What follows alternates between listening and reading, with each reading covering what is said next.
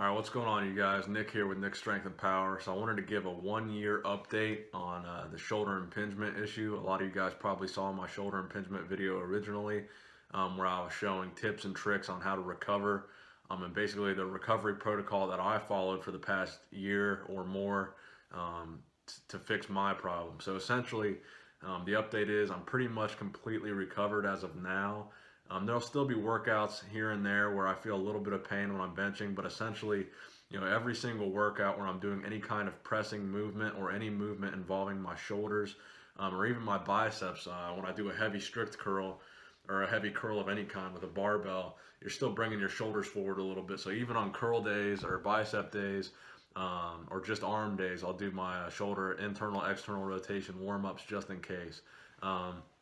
So initially, like I said, I took about 3 or 4 months off completely of training upper body, and all I did for upper body was those internal, external rotation exercises. So that exercise, holding a 2.5 pound plate or a 5 pound dumbbell, just going internal and external rotation of the rotator cuff and scapula, or you can have it on your side, internal, external rotation. I was doing that, and I used bands where I came down. Rotated that way, used bands to rotate this way, used bands to rotate this way. So bands, dumbbells, internal, external rotation, those were the exercises I did for about 3 to 4 months for the first phase of my recovery. So for the next, probably 2 to 3 months after that, I took it really, really easy on upper body, really light workouts only. And at that time, I was really focusing on my deadlift and lower body. So after that first 3 or 4 months, it still took a little bit of easing into my full force upper body workout. So once I started pressing heavy, I was pretty much the same strength on all the workouts except for the bench press. It took me a little while, a little longer than the other workouts to work back up to where I was on bench. But as of now, I'm over a year recovered from the shoulder impingement, probably closer to 16 months, 16 to 18 months. And I'm pretty much back to my old 1 rep max on bench press.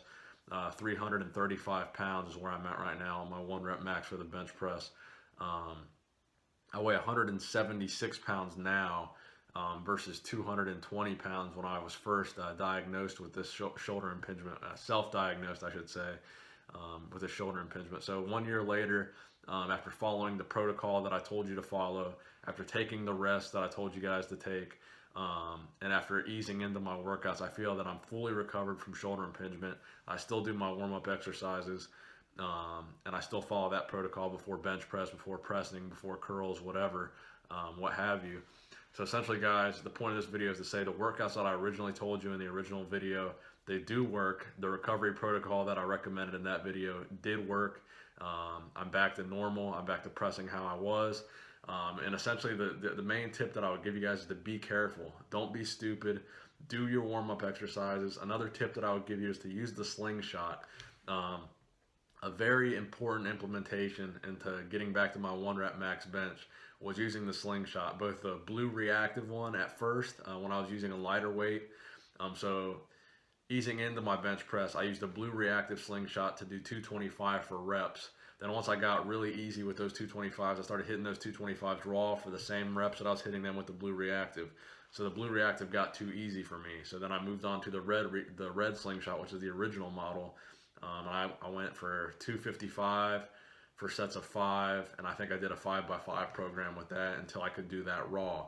So that's how I blocked my training with the bench press. I would do a certain weight with the slingshot until I could hit that weight raw. Then I moved on to the next slingshot, a heavier weight until I could hit that heavier weight raw, and that's how I progressed with my bench press.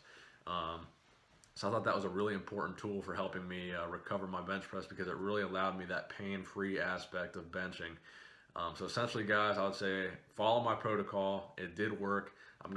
There's gonna be a link up here to the original video that I posted with the recovery exercises, how to do the internal and external rotations, how to prevent the tear of your rotator cuff, because essentially if you've got shoulder impingement, you're like right on the verge of tearing your rotator cuff. So it's really important to just take the break, cut your ego, take the time out of the gym, and focus on recovery. So essentially, guys, fully recovered. Still a little bit of pain here and there, but nothing like it was. Thanks for watching. I hope you guys learned something. I hope this helped you guys that are dealing with shoulder impingement syndrome right now. Nick Strength and Power, signing out.